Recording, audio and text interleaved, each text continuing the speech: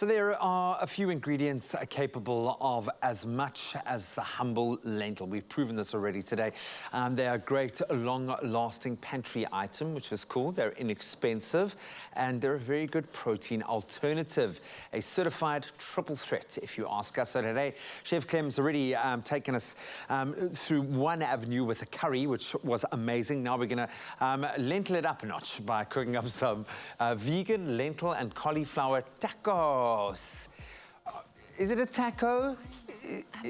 Isn't a taco crunchy? Just educate me, well, buddy. You get soft shell tacos as well. This is more tortilla, just like, yeah, it's using tortilla wraps. So it's not quite a burrito would be folded. It's a tortillito. Burrito. Yeah. But it's delicious. It's amazing is what it is. It's beautiful and it's meat-free, and it's, again, heroing this little hero that is the lentil. What a little champion. And you are getting your protein in still. So if you're looking for a meat-free alternative to still get your protein in, this is where it's at. This little guy, this pulse is the guy. Yeah. So let's talk about what I've done so far. So I've cooked off the lentils. You can use canned lentils by all means. Love canned lentils because, I mean, boom, rinse, good to go. Yeah. Absolutely, that's done. What I've started doing here is I've blended up an onion and a tomato, and I started frying it off. And the more you fry it, the more intense that orangey color turns red. Okay. And that's just intensifying the flavor of everything that's happening in the pan. That's going to be the base of our filling. So to that, we're going to add some spices. I've got some beautiful spices going in. This is like a curry, like a mild curry spice, but it's coriander, cumin, and a little bit of chili. Okay. In Mexican food, you also use coriander and cumin and all of the stuff, so we're kind of like playing around with a little bit of like crossing cuisines with a bit of Indian flavor going in. So add a little bit of oil in there, and then we're going to amp it up again, a little bit of ginger going in. Ginger's great. When I buy ginger and I buy the big thumbs of ginger, I'll break off what I need and then I freeze. A thumb? A thumb. Because I mean, you think what ginger... I know, it does look like fingers and thumbs. I don't know that. I know some people that have like knobbly thumbs like that. Yeah. Okay. Tabiso. It's joking! It's joking. It's joking. Show us your thumbs. Tabiso's got very normal, average thumbs. He's got beautiful hands, actually. We'll try and get a picture of his thumbs later. Quite graceful hands. He does. Okay, so again here, I'm picking up that you're layering the flavors, and that seems to be so vital when cooking with something like, well, any vegetables, but with the lentil specifically, you want to intensify the flavor. Because they take on flavor so well. And they've got like a very beautiful robustness to them already. And they just complement so well with spices and intense things like garlic and ginger. So don't ever serve just a bowl of lentils. No one's going to be happy. Amplify the flavors. You're going to see how well it goes down. So like I was saying about the ginger, I'll use the thumb that I need and then I'll freeze the rest with the skins on. Really? And then when I need it, I just take a grater and I'll just grate it straight into the pan. And you'll see you'll be left off with the skins in your hand. So try that tip at home. Just freeze your ginger. I'm going to do that. I'm going to go buy myself a thumb and or a whole hand of ginger. And whole hand of ginger, if you need, absolutely. Beautiful, beautiful. Exactly what I wanted to kind of catch it a little bit at the bottom of the pan. When it catches like that, that's just intensifying the flavor. You want that to happen. You can tip it with a little bit of water if you want, but I'm good for now. So I've added the garlic, ginger, the spices went in. I'm going to add some chunked up cauliflower. I'm going to give them a chance to absorb the flavors of everything that's going on in the pan first. And I'm thinking, because that's going to be very much the textural element here, so you don't want to overcook your cauli. You need that. That's the crunch. That's the... Yeah, that's going to be the body of like your taco. So you don't want to overcook it, you're right. So at this point, it's looking a bit dry. People at this stage would add oil to their pan. Fine, but if you're trying to like kind of balance out the flavors nice and work with a lighter, healthier dish, just take your pan,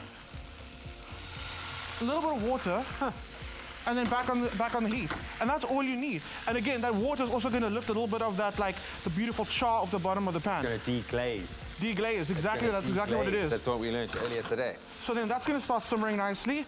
Our beautiful lentils are going in. Okay, and they've been cooked already, so you don't have to worry. Cool. But like I said at home, canned is perfectly fine. You got to have that can-do attitude when it comes to lentils, because lentils can do almost anything. You can do it, though. You can. I've seen lentils in a cake. Yeah. And a chocolate cake. We will see lentils in a chocolate cake. We'll work on that. Later, yeah. And it was so delicious. And the thing is, like, the chef only told me afterwards that there were lentils in that chocolate cake. And I understand why. It keeps the cake dense, moist, and delicious. So that's definitely a recipe I will try. I love lentils. Okay, cool. So this is cooking through. Again, if it looks a bit dry, again, add a little bit of water. Just a touch of water, cool. Definitely salt and pepper. This is a bit of a mix going in there. You do want to season this really well to bring out those flavors. I'm actually going to add a little bit of more water. I like, when I make curries or when I make stews, I like the method of adding a little more water than I actually need. and then reducing it down. So you give by adding a lot of water, you give all the flavors a chance to marry in the pot, and then you reduce it. You can always thicken it as you go. Yeah, just thinking about how you're going to develop that flavor. Cool. That's what I'm looking for. That's going to cook down. It's going to become so delicious and beautiful. Let's build these beautiful tacos. Okay, one more thing actually. We're going to make a vegan creamy cheese-ish sauce. Okay. We're using cashews, okay? Creamy cheese-ish sauce using cashews. I say cheesy, but it becomes a very creamy, almost like a cream cheese kind of sauce drizzle. So I've got some cashews in here. You could soak your cashews if you wanted to. A bit of water. That's looking good. You can soak your cashews if you want to, but I find like using a NutriBullet is perfectly fine. You'll get that nice texture. In we go with some lemon. At this point, you could add some garlic if you wanted to. That'd be great. It's like a hummus. Like a hummusy vibe? It's like a chickpea. I mean, if you could just hold this up, look at that texture. I mean, hummus to the core, like absolutely. Completely, yeah. That's delicious. So we're going to serve that together. Salt and pepper going in.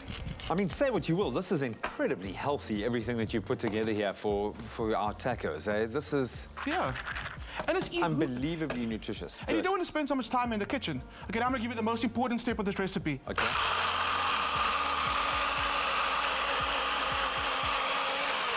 Wow, my life has been changed forever. Glad that you got that step. Thank you so much for telling me that. Oh my word, I hope you guys got that at home. That's life-changing. I'll never be the same again. So that's beautiful. Look at that thickness in there. Beautiful thick cashew sauce that's in there. So we're going to build this guy. Let's get the heat on. What I'm going to do is I'm going to toast my tortillas. And toasting tortillas is like toasting your bread. You bring out the toasty flavors of the flour of the bread itself. So by doing this, you make your tortilla taste a little more crunchy, a little more delicious. And now you're tacoing it. Yeah, I don't want to talk about it though, but it's kind of cool. So then, cool, toasting it nicely on the heat. You can see a little bit of charry bits, like you could do it under the grill if you don't have a gas hob, hey? Do a dry pan. In a dry pan, perfectly fine. Okay.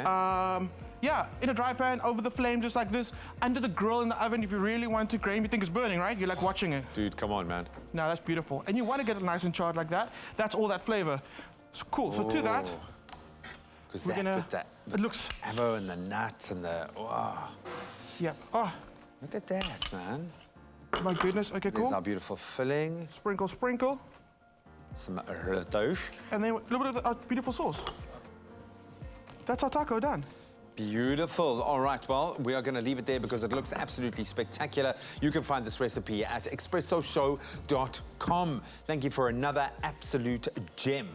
There you have them. Our lentil is the hero once again.